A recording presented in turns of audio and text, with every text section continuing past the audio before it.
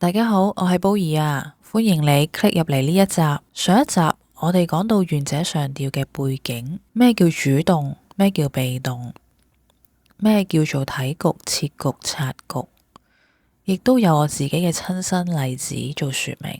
今日我哋直接講願者上釣想帶出嚟嘅6個核心。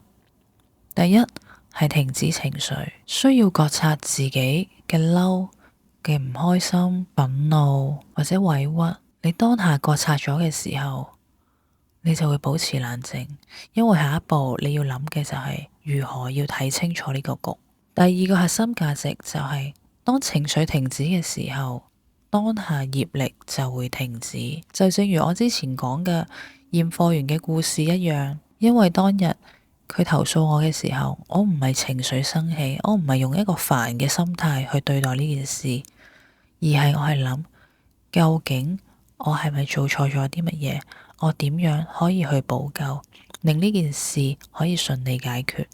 當你用一個頭腦去諗緊呢件事情嘅時候，你嘅情緒就冇辦法佔據你呢個腦袋空間，當下你同對方嘅業力就會停止。第三個核心係想講，業力能夠停止嘅原因係因為你好清楚呢個當下嘅業力係啲乜嘢。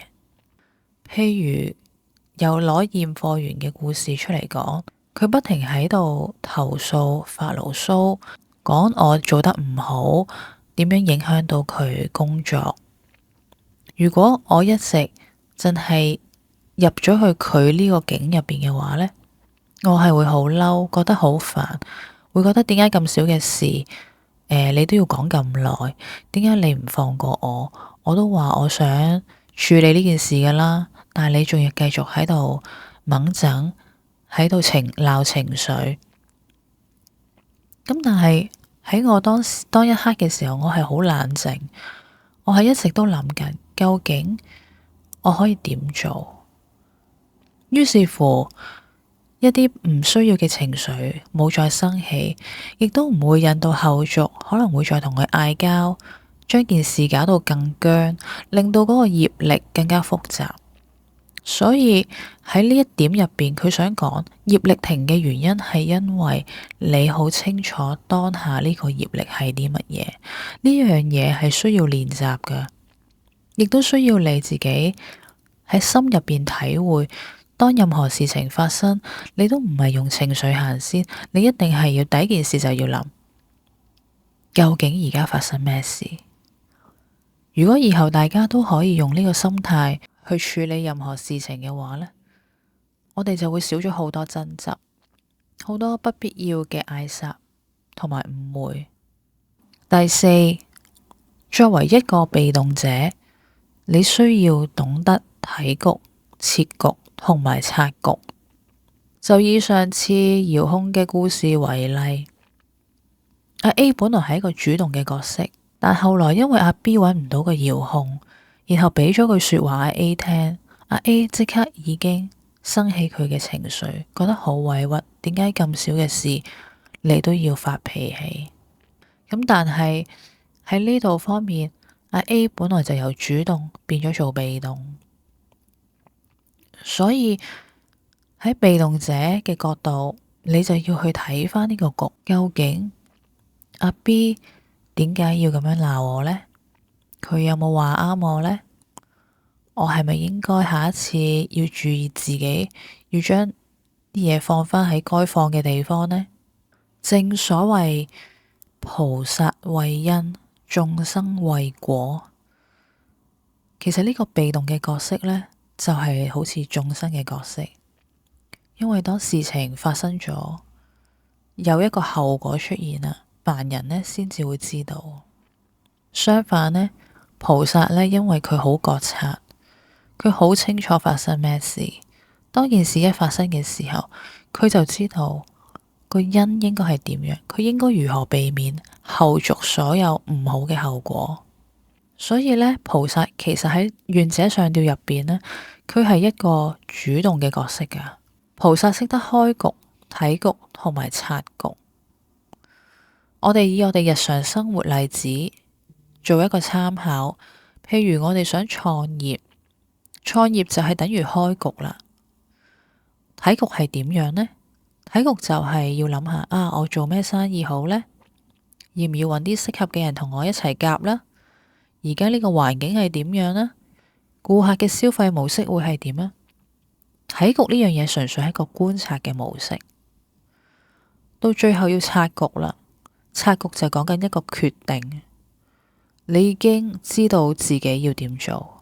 譬如我決定我要做一個賣衫嘅行業，我決定我要做一個療癒師嘅角色。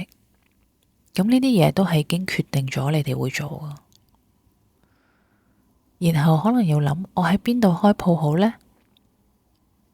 我網上做生意好，定係我開一個實體店，可以俾人哋睇到我啲衫嘅呢？第六點，被動同主動所有嘅結局其實都係為咗要停止情緒而做噶。每當有事情發生嘅時候，第一件事係你要即刻好冷靜去講，究竟而家發生咩事？究竟你要做睇局嘅人，定係要做開局嘅人？咁所以總結就係，無論你係被動者又好，主動者又好，其實當下你都要將你嘅情緒停止，然後去諗下，作出一啲相應合適嘅事情去解決呢件事，最好就令到大家可以皆大歡喜啦。如果唔得，至少都將事情減到最輕最輕嘅影響。喺呢度呢，我要再補充一下第二點，情緒停止，即係當下業力停止。佢只不過係停止你今次嘅業力，但係你喺以往所做過、所生起嘅所有情緒、種種嘅事情，傷害到別人又好，唔傷害到別人都好，你哋之間都已經產生咗一個業力。呢一樣嘢係必須要你哋相同嘅時間再相遇，然後好好咁樣處理，先能夠解決。因此，如果你唔想喺未來再有更多呢啲唔開心或者不幸嘅事情發生，你由今日開始，你就要好好咁樣去控制自己嘅情緒，並且要好清醒咁樣去覺察究竟而家發生咩事。當你每日都好好練習呢一樣嘢嘅時候，你就會慢慢做到願者上釣嘅最高境界——臣服。究竟點樣可以做到臣服呢？首先要明白，呢個世界所有事情嘅發生都唔係單一一個原因，係有好多唔同嘅事件組合而成，加埋一齊佢先可以發生㗎。譬如你想搭巴士咁樣，你話架巴士走咗唔等你，咁究竟點解佢會唔等你呢？第一，可能你已經遲咗出門口，或者第二，你喺中間嘅時候過馬路俾盞紅燈截住咗，變咗你唔可以追到架車。第三，可能司機當下等唔切你，佢亦都睇唔到你，佢過咗你，或者架車飛站，好多好多嘅原因。既然架車都走咗，又何必為咗呢件事同一個陌生嘅司機創造咗一個連結出嚟，令到你哋互相有一個業力嘅牽引？咁樣值得咩？好多人誤以為臣服係一個消極擺爛、認命妥協。其實兩者完全唔同，真正嘅臣服係接納已發生嘅現實，放低內心無謂嘅對抗，依舊積極行動，唔執着強求結果。俾一個錯誤嘅例子大家，有個人考試落榜之後，成日喺度埋怨命運，自暴自棄，咩都唔做，消極躺平，以為呢個係認命，其實佢根本唔係，亦都做唔到臣服。俾一個正確嘅例子大家，同樣一個人落榜，但係佢坦然接受失利嘅事實，唔再糾結懊悔，冷靜咁規劃複雜，調整報考方向，盡力而為，成敗順其自然，咁呢個先係叫做臣服。想要練習臣服，關鍵分兩步：第一，睇到並且接納當下，停止反覆糾結過去，焦慮未來，咁即係話你需要放低情緒。